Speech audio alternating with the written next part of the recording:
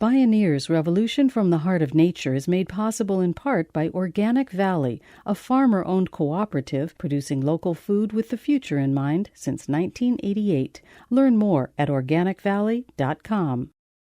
Welcome to the Bioneers, Revolution from the Heart of Nature. It has to get all of its energy from the sun, has to get all of its water needs from the rain that falls on the site that it has. It has to treat its own waste. It can't be toxic and polluting.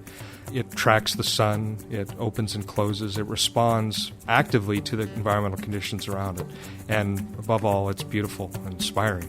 And so that's a perfect metaphor for what our buildings need to do. It's all alive.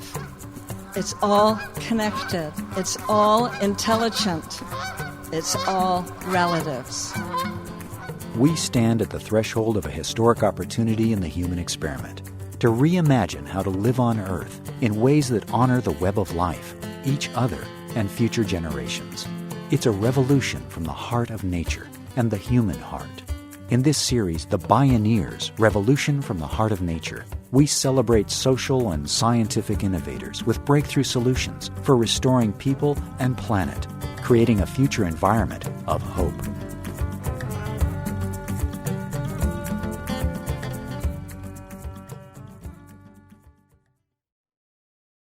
In many ways, humans have been acting like aliens on our own planet. We build and live in shelters that disregard nature and its ways. It's almost as though we're trying to live in a bubble, divorced from our surroundings. It's a whole different kind of housing bubble.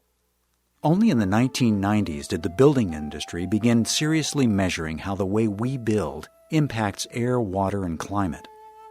The statistics are startling. According to the Green Building Council, every year buildings in the United States are responsible for a whopping 39% of CO2 emissions, 40% of national energy consumption, and 13% of water consumption. Clearly, changing how we build and retrofitting what we've already built can make a real difference, including mitigating climate change. But how? Visionary architect Jason McLennan is already constructing a future where cities are not only places to live, but also places that are alive, dynamic habitats that mimic nature's ways and engage with the environment without negative impacts. His bold vision is carrying us across a threshold to a home that's finally at home, in its place on planet Earth. Join us for the next half hour for Planting Buildings, the Living Building Challenge with Jason McLennan. My name is Neil Harvey. I'll be your host. Welcome to the Bioneers, Revolution from the Heart of Nature.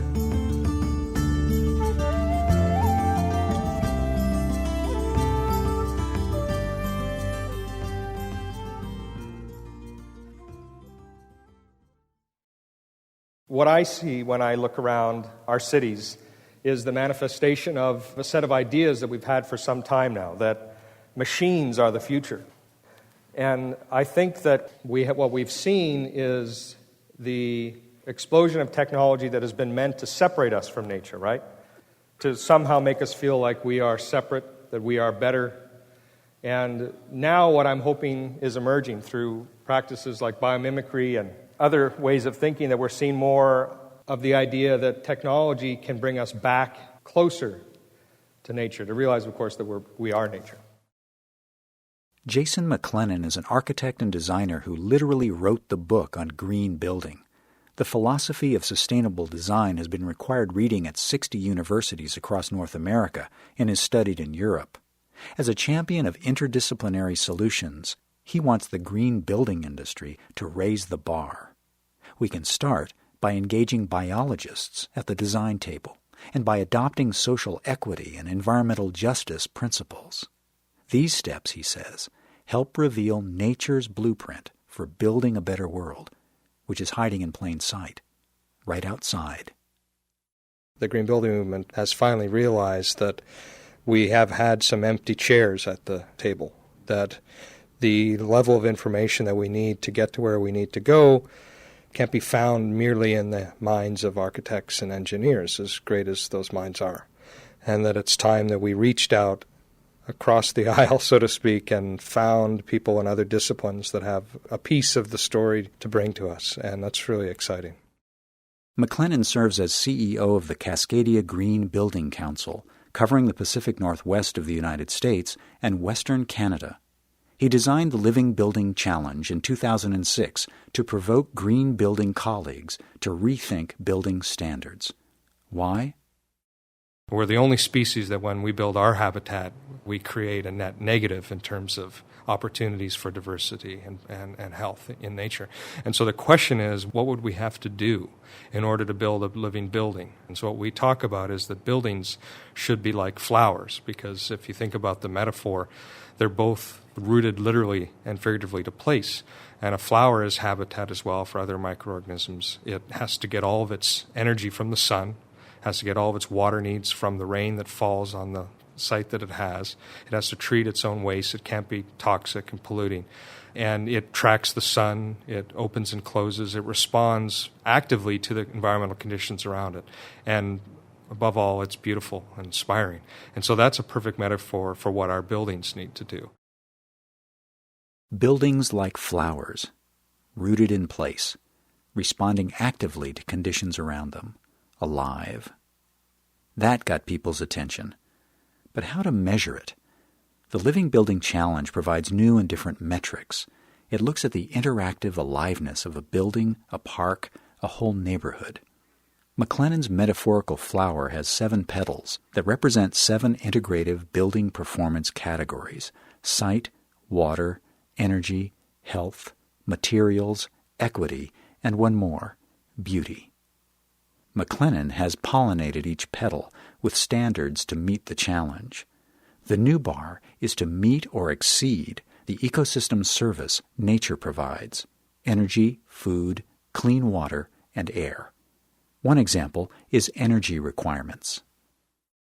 One of the most obvious ones is net zero energy. The minimum compliance is that the building generates all of its own energy with renewable energy on site. So you can't bring coal in, you can't use combustion. And so it uses solar panels, wind turbines, or any other options that it has to generate all the energy for the building. The challenge also compels green builders to design for water independence. In their plans, they must consider water availability, quality, and the larger impacts of climate change. McLennan admits that net zero water use is an incredibly high mark to meet. It requires a completely different way of thinking about resource use, and that's one of the things that the Living Building Challenge does. It's a completely different design assignment. You have to change the way you think about design and building use, and you have to think like a plant would have to think in terms of, these are the resources I have. I have to grow under these conditions, and life is created. We don't do that when it comes to our buildings, our infrastructure. We assume we can always take from somewhere else.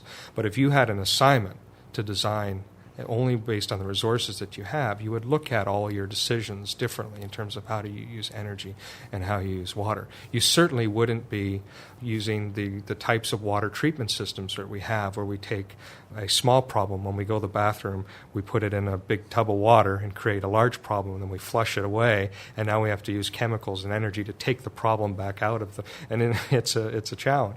And in doing so, we actually kill all the nutrients. An eco-friendly addition to any green bathroom is a low-flush toilet, but there's a yawning gap between the goal of saving a few gallons per flush and meeting the challenge of net zero water.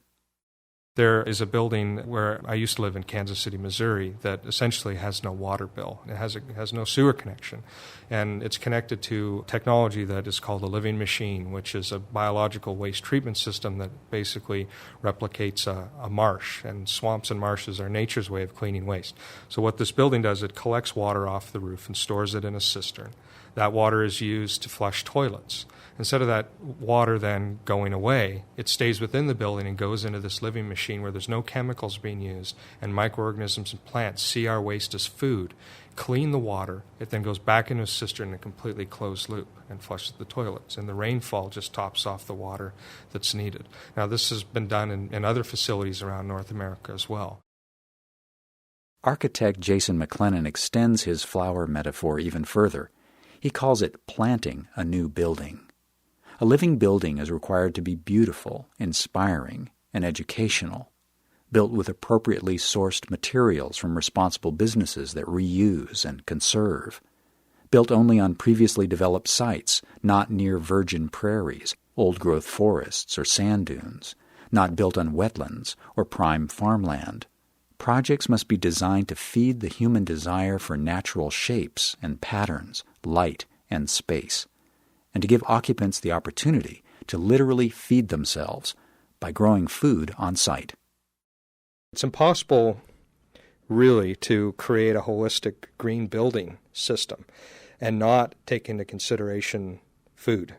We have moved away, far too far away, from having food production systems that are local, that are rooted to place, that are healthy, not only for the people eating them, but for the animals and for impacts to soil and water. And it's crazy.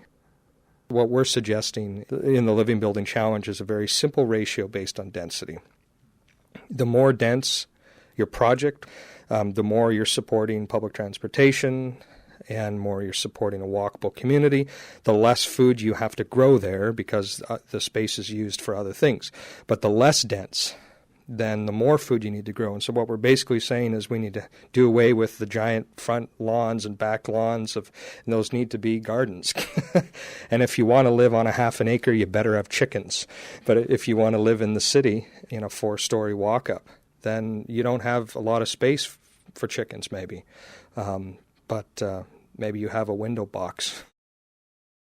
Like a flower, a living building interacts positively with its immediate environment, with the soil it's planted in, with the water it uses, with the air quality in and around it. Then there are the environmental impacts of materials and processes used to create the building.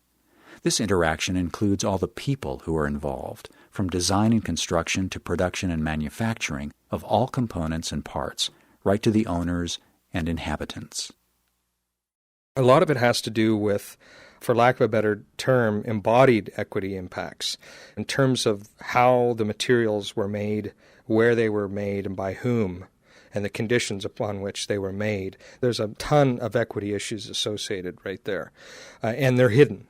When you and I go to the hardware store and we buy something, we don't see behind us, just like we don't see the trail of carbon or toxic releases, we also don't see the impacts on local communities and Indigenous peoples and on you and I in ways, that we're not aware of. And so that's one way at the building scale where understanding where things are coming from, making sure that they don't contain toxins. For example, we have a red list in our protocol, and we need to get rid of these carcinogens. We get rid of them for you and I, we get rid of them for the workers that are making it as well. And we get rid of them for the people that live next to the factories, which often are poor people next to factories. In 2009, McLennan released the Living Building Challenge 2.0 with a new category to address equity issues.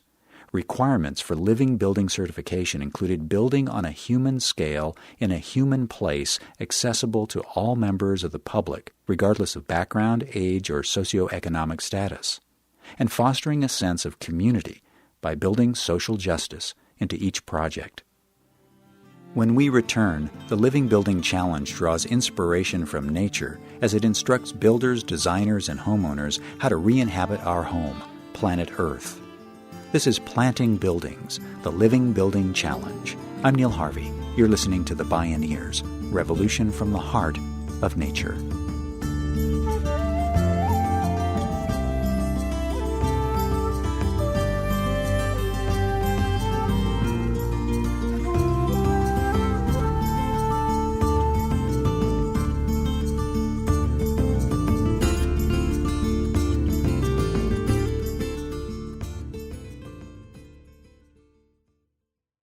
You can download this and other programs on the radio pages at Bioneers.org. As the most advanced measure of sustainability in the built environment today, the Living Building Challenge is also a yardstick. It reveals the gap between its preferred standards and the current barriers of technology, commerce, culture, and government that hold back innovation. In the process of planting living buildings, innovators have tested all sorts of limits health and safety codes, disclosures of material contents and chemical composition, and zoning laws and municipal policies. The laws of nature are one thing. They're not negotiable. The laws of people are different. Jason McLennan spoke at a recent Bioneers conference. We were part of this effort in the state of Oregon recently, where both rainwater collection and greywater reuse were technically not allowed. And what's interesting is there was this facilitated meeting where one of the Living Building project teams went through and they did this flow diagram. And they showed all the ways that water is going to be used in the building. So you have toilets and sinks and all these different ways. And they used a bunch of cartoons to illustrate it. They had met with different departments, public health, city, county, and basically illustrated all the different special permits, exceptions, barriers, and all these different things on this one picture. And said, this is for Oregon, the regulatory map of hurdles of why we don't have more water conservation in this state. And then what they did is they got everyone together in a dialogue. You'll like this. They got everyone together in a dialogue, the public health officials, code officials, etc., building department, architects, engineers, and walked through this process. And what's interesting is that in several instances, one department would say, well, we're not the ones that have a problem with this water use, it's that department. And that department said, well, we don't have a problem with that, we think it's cool. And they said, really? And 3 regulations were changed literally in that one meeting. It was other departments. Isn't that cool? And so now you can capture rainwater in the state of Oregon, and you can use gray water. Since people make the rules, people can change the rules, as they have in Oregon. The goal of net zero water helped a previously unconnected group of stakeholders come together in an integrated framework and write better, more flexible standards into state law. The Living Building Challenge is helping make change in the green marketplace as well. PVCs, CFCs, lead, and formaldehyde are banned on all projects. Using that standard, builders can exert a subversive pressure on product purveyors and manufacturers for full disclosure of these and other chemicals on their red list. And we're also finding out, because of our red list, even certain products that are being marketed as green are still full of toxic stuff, right? Because a lot of the standards might look at a certain criteria, VOCs, but then they ignore a whole host of others. And we're finding out that there are sneaky ways to rename chemicals like formaldehyde, and people think they're buying formaldehyde-free something, and what they're actually buying is formaldehyde by another name. And we're finding this out because the manufacturers have to sign off that none of their products contain these chemicals. And they don't want to be legally responsible, so they're having to reveal whether they have these toxic chemicals in all these living building projects. Isn't that kind of cool?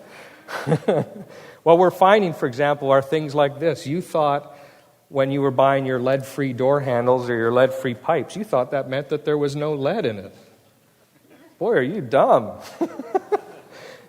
I'm just kidding.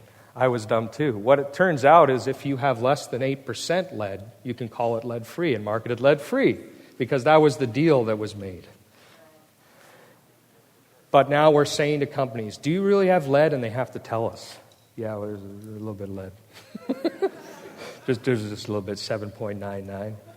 Why 7.9? Because 8's the rule. For some products, we're learning right now there's no way around it. You can't build a building. So what we do is we say, okay, we're going to treat that as a temporary market exception, but we're not going to like it. And so the team has to write letters to that manufacturer basically that says, we're specifying your product, but we don't really like it. And we're putting you on notice that as soon as you or one of your competitors makes something without this, you're going to lose our business. And so this is an activist campaign at the same time. Right? And so what we're talking about is more transparency, more activism, right? By transforming owners and builders into sustainability activists, the challenge has turned the issue of cost per square foot on its head. The process is driving new products and markets. But McLennan admits there's no simple calculation for figuring the cost of a living building. Yet by factoring in elements such as energy and water savings, equity and beauty, McLennan offers a different budget for building a community with a whole community in mind. A fool, the saying goes, knows the price of everything, but the value of nothing.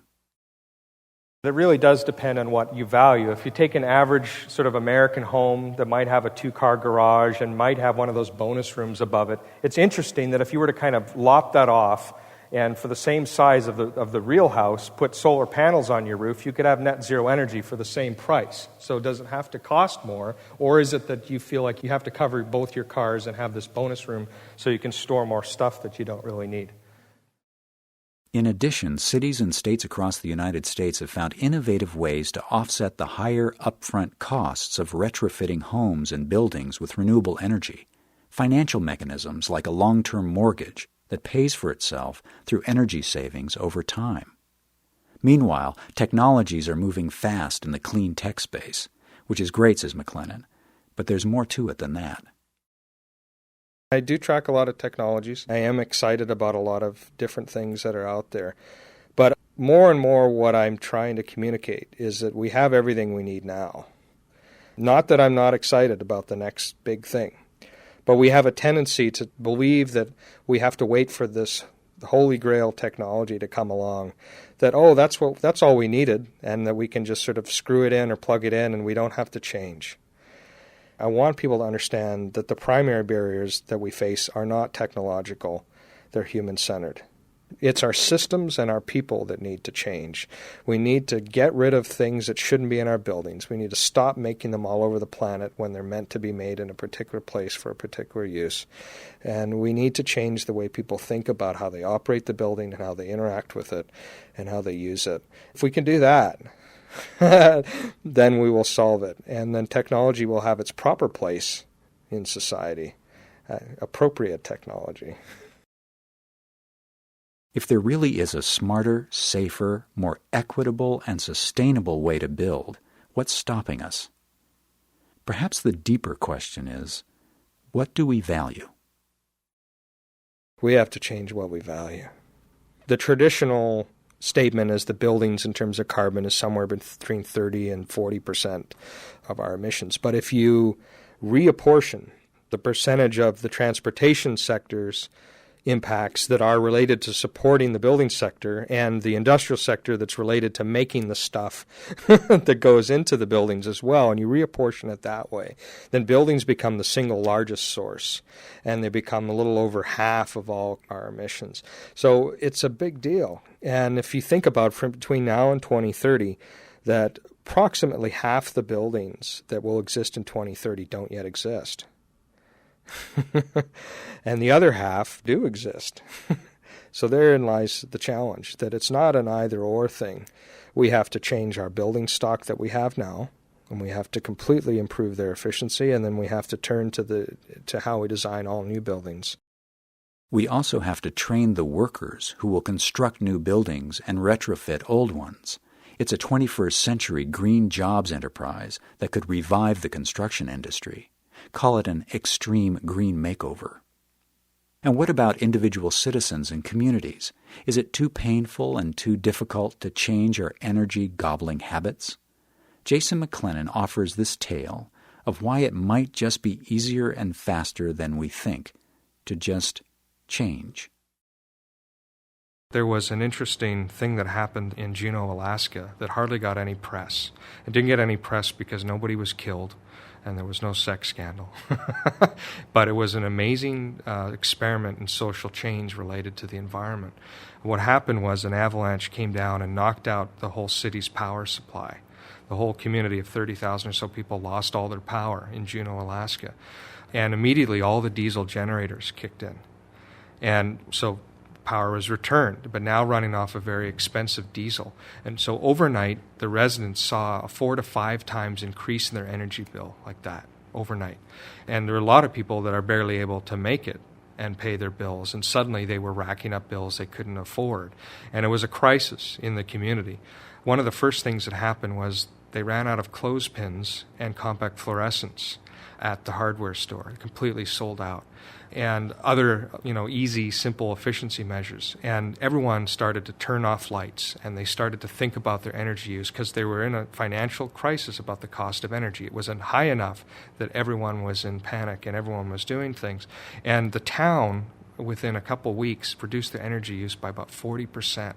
And this is not with expensive solar panels. This is not with major retrofits. This is with understanding how they were using their energy a bit better, taking care of parasitic loads, all the energy use in the houses and offices that is being used when people aren't even using things like televisions. They're always sucking energy, and managing those loads and doing these simple things, and the energy use went way down. Imagine if we had that attitude around the whole country, what we could do with climate change. And then if you start layering on the bigger investments that you could make in terms of windows and more insulation and better lighting control systems, we could go to 50 or 60% less energy use in this country. And suddenly the amount of energy that we need to generate from renewable energy is 30%, 25%. And it's a completely different ballgame. And the Living Building Challenge is kind of asking those questions on a building-to-building level. And if you look ahead to where energy costs are going and where these challenges from the economic standpoint are going, this is the kind of investment you should be making now. Jason McLennan, Planting Buildings, Building Change, with the Living Building Challenge.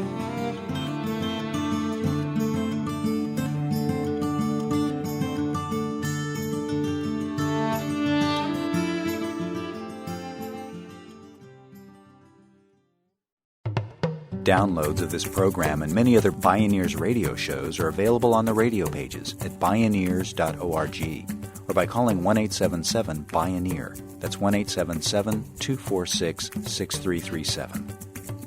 Visit Bioneers.org, where you can learn how to attend the annual October Bioneers National Conference and local Beaming Bioneers conferences. Purchase the radio series, conference CDs and DVDs, and Bioneers books.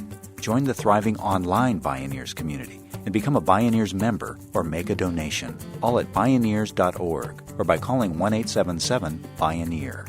The Bioneers, Revolution from the Heart of Nature is a production of Collective Heritage Institute. Executive producer, Kenny Ausubel.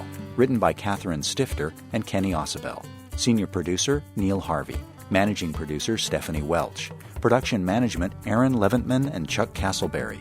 Station relations by Creative PR. Distribution is by WFMT Radio Network. Original recordings provided by Focus Audio Visual. Interview recording engineer, Jeff Westman. With thanks to Mark Summer. Our theme music is taken from the album Journey Between by Baka Beyond and used by permission of Hannibal Records, a Rykodisc label. Additional music was made available by Silver Wave Records at silverwave.com. For more music information, please visit Bioneers.org. The opinions expressed in the Bioneers Revolution from the Heart of Nature radio series are those of the presenters and are not necessarily those of Collective Heritage Institute, the underwriters, or this radio station. My name is Neil Harvey. Thank you for listening. I invite you to join the Bioneers in inspiring a shift to live on Earth in ways that honor the web of life, each other, and future generations. This is program number 0710. Bioneers Revolution from the Heart of Nature is made possible in part by Organic Valley, a farmer-owned cooperative producing local food with the future in mind since 1988. Learn more at organicvalley.com.